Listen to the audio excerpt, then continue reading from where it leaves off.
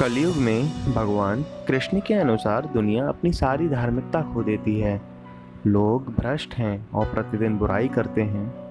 रोग और कष्ट प्रत्येक मनुष्य को त्रस्त करते हैं। कोई भी वेदों को उसकी संपूर्णता और उसके वास्तविक सार में नहीं जानता है।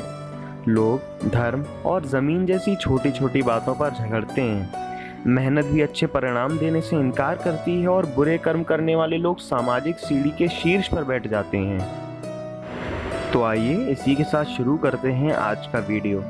आप प्लीज़ हमारे चैनल को सब्सक्राइब करें जिससे कि हमारे 1000 सब्सक्राइबर्स का लक्ष्य पूरा हो पाए। एक बार चारों छोटे पांडव अर्जुन, भीम, सहदेव और नकुल भगवान कृष्ण के पास पहुँचे।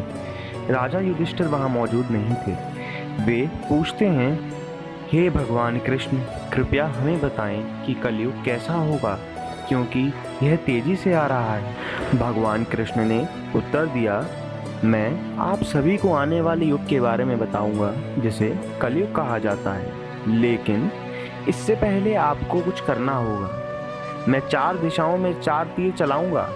आप में से प्रत्येक मेरे लिए उस तीर को पुनः प्राप्त करने के लिए एक दिशा में जाएंगे और उस तीर के स्थान पर आप लोगों को क्या दिखाई पड़ता है वह आप मुझे बताएंगे। इन शब्दों के साथ भगवान श्री कृष्ण खड़े हो गए और चारों दिशाओं में तेजी से 4 बाण चलाए। चारों पांडव एक एक तीर की तलाश में निकल पड़े। अर्जुन पहले तीर के पीछे तेजी से दौड़ा। जल्द ही उसे तीर मिल गया। जैसे ही उसने उसे उठाया, उसने एक मधुर गीत सुना। स्रोत की खोज करने पर उसने पाया कि मधुर गीत कोयल का था, जिसे एक शुभ पक्षी माना जाता है। कोयल की आवाज़ मंत्रमुग्ध कर देने वाली थी, लेकिन उसके पंजों के नीचे एक जिंदा खरगोश था। गाने के बीच में कोयल खरगोश का मांस चीर कर खा जाती थी। खरगोश अभी भी जीवित था, भयानक दर्द में था। यह देखकर अर्जुन अचंभित हो गए और भगवान कृष्ण के पास लौट आए। भीम दूसरे तीर की तलाश में निकल पड़े। उन्होंने देखा कि तीर एक ऐसी जगह फंसा हुआ है जिसमें 5 कुएं हैं। एक कुआं बीच में था और दूसरे कुएं उसके आसपास। बाहर के चारों कुएं मीठे पानी से लथपथ थे, लेकिन बीच में एक कुआं पूरी तरह खाली था। भीम हैरान रह गए और बाण लेकर श्री कृष्ण के पास वापस लौट आए।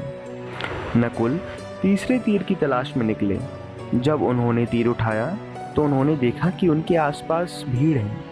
जब वे यह देखने गए कि किस बात को लेकर हंगामा हो रहा है, तो उन्होंने देखा कि एक गाय अपने नवजात बच्चे को चाट रही है। बछड़ा पूरी तरह से साफ था, लेकिन गाय चाटती रही। लोग गाय से बछड़े को निकालने की कोशिश कर रहे थे, लेकिन बछड़े के बड़े पैमाने पर घायल होने और खून बहने से पहले वे ऐसा ना कर पाए।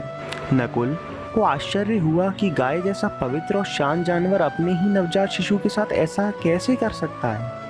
इसे ध्यान में रखते हुए वह प्रभु के पास लौट आए। सहदेव अंतिम तीर की तलाश में गए थे।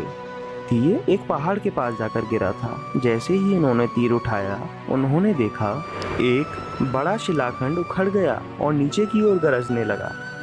रास्ते में उसने बड़े बड़े पेड़ों को कुचल दिया, लेकिन एक छोटे से पेड़ से अटककर वह वहीं रुक गया।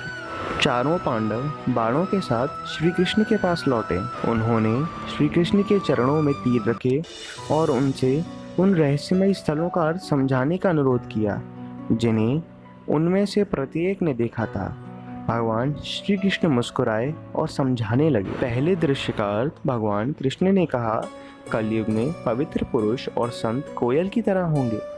उन सभी के पास मीठे शब्द तो होंगे, लेकिन वे अपने अनुयायियों का शोषण करेंगे और दर्द देंगे, जैसे कोयल बेचारे खरगोश को कर रही थी। दूसरे दृश्य का अर्थ भगवान कृष्ण ने समझाया, कलयुग में गरीब और अमीर एक ही इलाके में रहेंगे। अमीरों के पास भाग्य की भरमार होगी, फिर भी वे सूखे की तरह गरीबों की मदद के लिए एक भी सिक्का नहीं छोड़ेंगे। आसपास के कुओं से पानी की एक बूंद भी नहीं मिलेगी जो पानी से भरे हुए थे। भगवान श्री कृष्ण ने नकुल की ओर देखा और कहा, कलयुग में माता पिता अपने बच्चों को इतना प्यार करेंगे कि वे उन्हें बिगाड़ कर रख देंगे। जिस तरह गाय अपने बछड़े को चाट कर नष्ट कर देती है, माता पिता बाधित कर देंगे अपने बच्चों का जीवन बहुत प्यार से। बच्चों से लगाव इतना ज़्यादा होगा कि माता पिता अपने जीवन में आने सभी रिश्तों के लिए अंधे हो जाएंगे। सहदेव के लिए चौथे दृश्य का अर्थ भगवान श्री कृष्ण ने कहा, कलयुग के लोग आपके द्वारा देखे गए शिलाखंड की तरह अपने विनाश की ओर भागेंगे। बड़े पेड़ जीवन की संपत्ति को संबोधित करते हैं, जैसे रिश्तेदार, परिवार, दोस्त और धन। इनमें से कोई भी उन्हें कयामत से बचाने में मदद नहीं कर पाएगा। पौधा भगवान के नाम के लिए खड़ा है। भगवान के नाम की एक कमज़ोर लेकिन वफादार याद उन्हें अपने विनाश से बचाने में मदद करेगी। यह सुनकर पांडवों को समझ आया कि कलयुग कितना भयानक हो सकता है। अगर आपको वीडियो पसंद आई हो तो प्लीज़ हमारे चैनल को सब्सक्राइब करें और वीडियो को लाइक करना ना भूलें। और कमेंट सेक्शन में हमें बताएं कि आपका कलयुग की किस बुराई से सामना हुआ है।